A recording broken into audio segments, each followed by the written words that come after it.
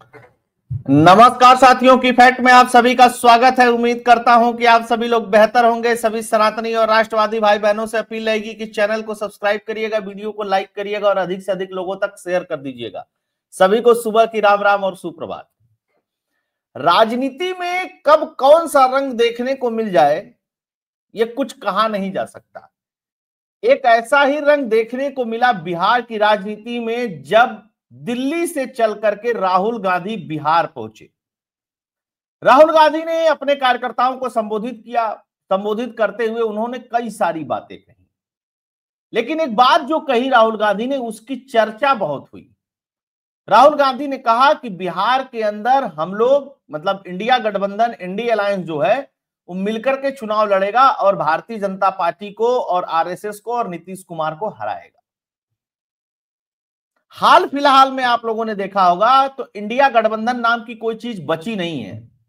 यह मैं नहीं कह रहा हूं, तेजस्वी यादव ने कहा कि लोकसभा का जो चुनाव हुआ वहीं तक इंडिया अलायंस था, इंडिया गठबंधन था, उसके बाद इस गठबंधन का कोई मतलब नहीं। यानी कि लोकसभा के चुनाव में जो क्षेत्रीय दल हैं, जो भारतीय जनता पार्टी के विरोध में हैं, वो राहुल गांधी को नेता मानने को तैयार हैं, लेकिन जैसे ही उनके राज्यों में चुनाव हो रहा है ये राहुल गांधी को नेता मानने को तैयार नहीं है। और ये स्थिति आप दिल्ली में देख लीजिए।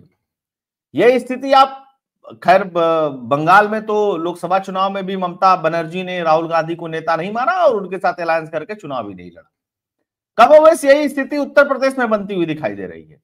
बिहार में लालू प्रसाद यादव ने एक बात कही उसी दौरान। क्या कहा लालू प्रसाद यादव ने कि इंडिया अलायंस जो है उसको चलाने की जिम्मेदारी ममता बनर्जी को दे देनी चाहिए। इस बात का समर्थन किया शरद पवार ने, इस बात का समर्थन किया उद्धव ठाकरे ने, इस बात का समर्थन किया केजरीवाल ने, इस बात का समर्थन किया अखिलेश यादव ने और इस बात को उठाया लालू प्रसाद यादव ने। यानी कि जो इंडिया अलायंस है उसका नेतृत्व भी कांग्रेस पार्टी को देने के लिए लालू प्रसाद यादव तैयार नहीं। और तेजस्वी ने कह दिया कि खत्म हो गया। लेकिन एक बहुत बड़ी ब्लंडर कर दिए राहुल गांधी, और वो ब्लंडर नीतीश कुमार की सरकार जब राहुल गांधी यानी कांग्रेस पार्टी और आरजेडी के साथ मिलकर के बनी थी, जब वो भाजपा से अलग हो गए थे, उस समय के किए हुए एक कार्य को लेकर के राहुल गांधी ने जो बात कही, उससे तेजस्वी यादव और लालू प्रसाद यादव दोनों बहुत भयंकर नाराज है। हालांकि जब इन्होंने पटना विजिट किया या बिहार विजिट किया तो ये लालू प्रसाद यादव से भी मिलने गए। लालू प्रसाद यादव से क्यों मिलने गए राहुल गांधी, यह अपने आप में कौतूहल का विषय था। इसलिए मिलने गए, इसके दो मतलब है, इसके दो मायने हैं जो कोई भी बता नहीं रहा है। मायने समझिए इसके क्या है। पहला मायने तो यह है कि जो दिल्ली में चुनाव हो रहा है और जो दिल्ली के नेताओं का प्रेशर है और दिल्ली में बिहार के और पूर्वांचल के वोटरों का जो वोटरों की जो तादाद है और जो उनकी ताकत है, उस ताकत को राहुल गांधी बहुत अच्छी भली भांति जानते हैं, या नहीं जानते होंगे राहुल गांधी तो कम से कम उनकी पार्टी के लोगों ने बताया होगा। अब बिहार के वोटरों को लुभाने के लिए कोई नेता नहीं है बिहार का कांग्रेस पार्टी के पास दिल्ली के अंदर, तब जाकर के राहुल गांधी को जाना पड़ा बिहार। अदरवाइज बिहार जाने का कोई बहुत मतलब नहीं था। दिल्ली में चुनाव है तो दिल्ली में प्रचार करो, बिहार में क्या घूम रहे हो। खैर राहुल गांधी तो कुछ भी कर सकते हैं। अब सोनिया गांधी क्यों चिंतित हैं? देखिए, लालू प्रसाद यादव और सोनिया गांधी की स्थिति एक जैसी है। सोनिया गांधी को सोनिया गांधी अपने पुत्र राहुल गांधी को इस देश का प्रधानमंत्री बनाना चाहती हैं। लालू प्रसाद यादव अपने पुत्र तेजस्वी यादव को बिहार का मुख्यमंत्री बनाना चाहते हैं। और उस एक तरफ तो ये मीटिंग चली रही थी, राहुल गांधी अपने कार्यकर्ताओं से मिल रहे थे। इस बात को भी जान लीजिए कि दूसरी तरफ राष्ट्रीय कार्यकारिणी की मीटिंग आरजेडी की भी चल रही थी, जिसमें लालू प्रसाद यादव जो है तो सजा याफ्ता, तो चुनाव लड़ नहीं सकते, मुख्यमंत्री भी नहीं बन सकते, तो तेजस्वी को मुख्यमंत्री प्रोजेक्ट कर दिया और साथ के साथ इंडिया अलायंस का नाम नहीं लिया, महागठबंधन की बात की। और जो एक अध्यक्ष के नाते ताकत है लालू प्रसाद यादव को, वो सारी ताकत उठा करके तेजस्वी यादव को दे दी कि तुम सारे फैसले लेने के लिए स्वतंत्र हो। अब इससे क्या खेल समझ में आया? लालू ने पूरा का पूरा खेल जमा दिया है। अब चलते हैं 2020 के उस बयान के पास।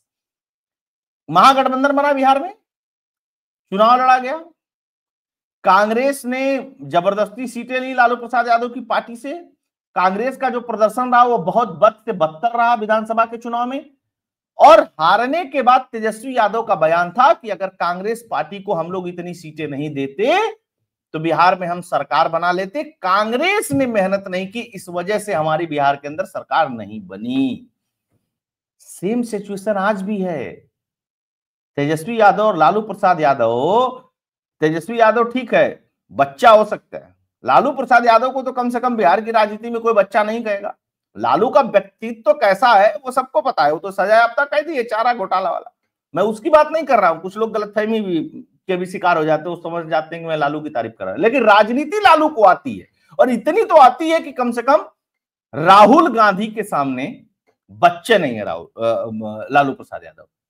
अब लालू प्रसाद यादव और सोनिया गांधी का जो रिश्ता है वह भी किसी से छिपा हुआ नहीं है, बहुत मधुर संबंध है दोनों को अपने अपने पुत्रों की राजनीति बचानी है।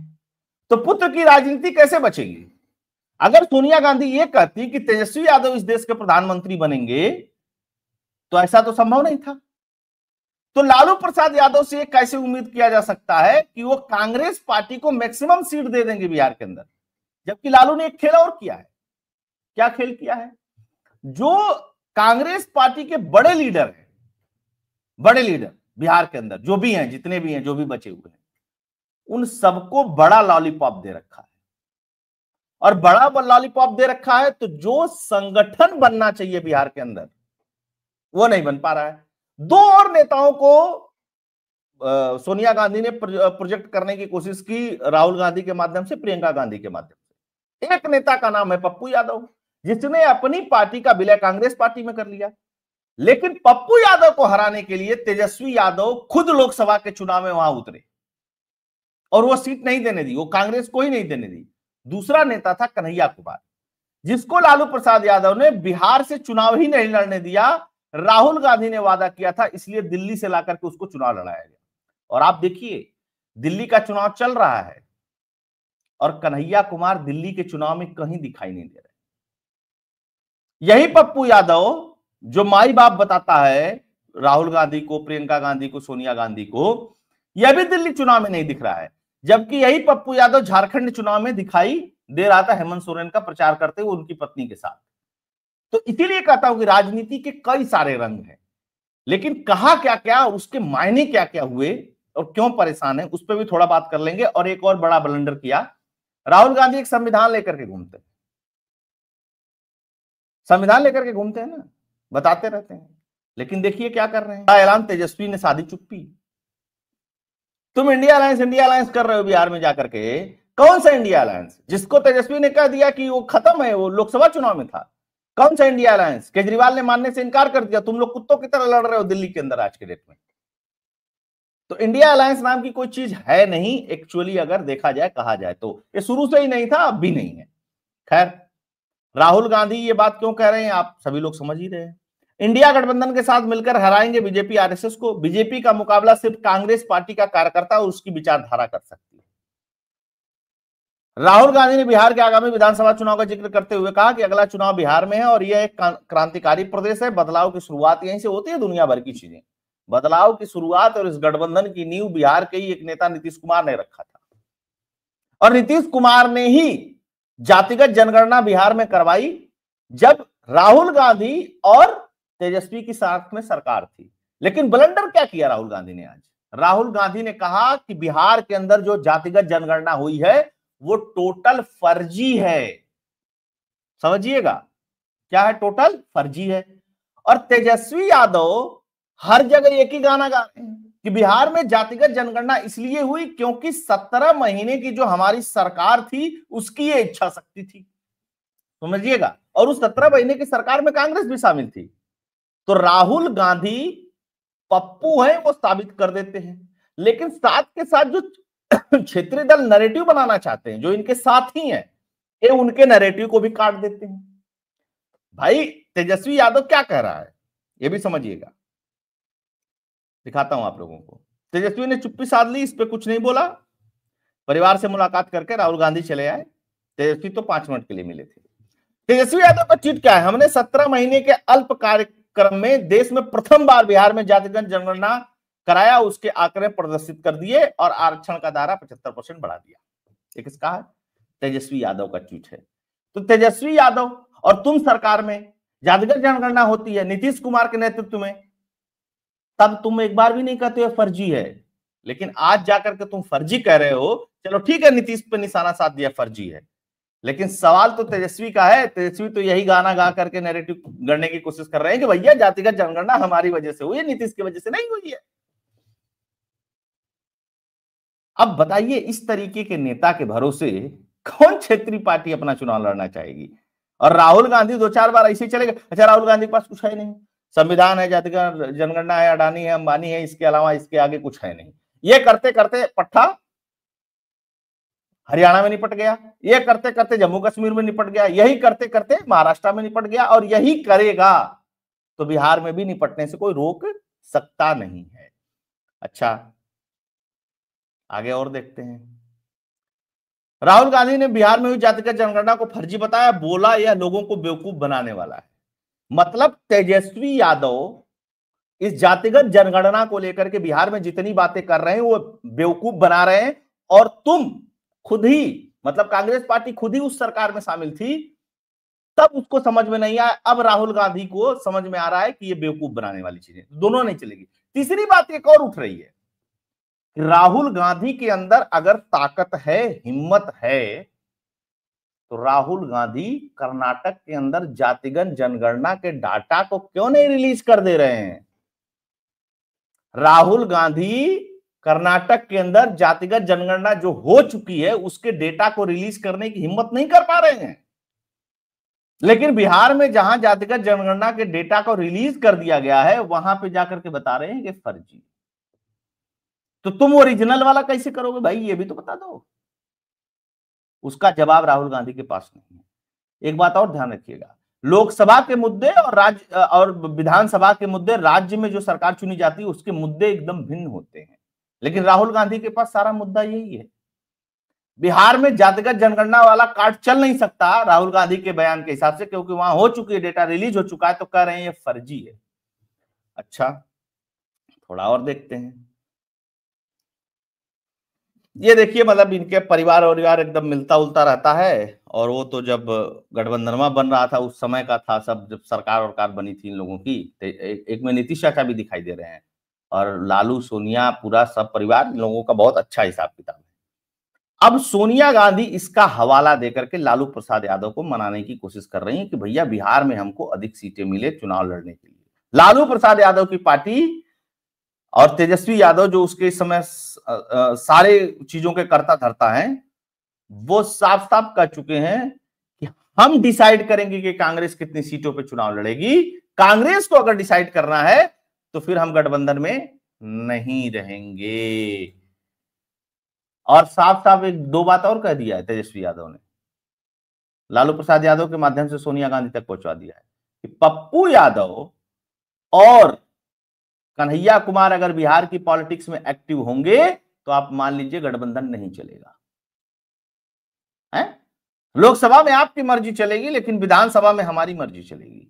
गठबंधन रहे तो रहे, ना गठबंधन न रहे तो न रहे, क्योंकि तेजस्वी को अच्छे से पता है कि कांग्रेस अगर अकेले चुनाव लड़ती है, और कांग्रेस को भी पता है कांग्रेस अगर अकेले बिहार में चुनाव लड़ती है तो कुछ नहीं कर सकती, 0 सीट, 0 सीट आएगी उसकी, कोई उसको 1 सीट नहीं दिला सकता है।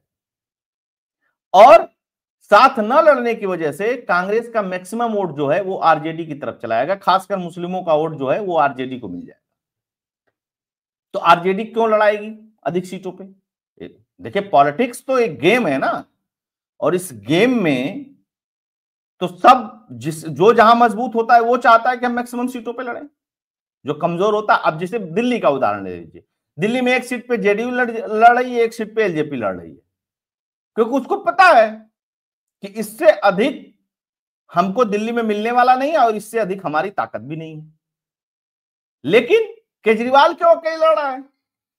केजरीवाल इसलिए अकेले लड़ रहा है क्योंकि वो 67 सीटें और 62 सीटें पिछले 2 विधानसभाओं में ला चुका है। लोकसभा में क्यों लड़ रहा था? क्योंकि हर बार लोकसभा में दोनों जीरो हो जा रहे थे, तो दोनों ने मिलकर के बीजेपी को हराने की कोशिश की, फिर जीरो हो गए।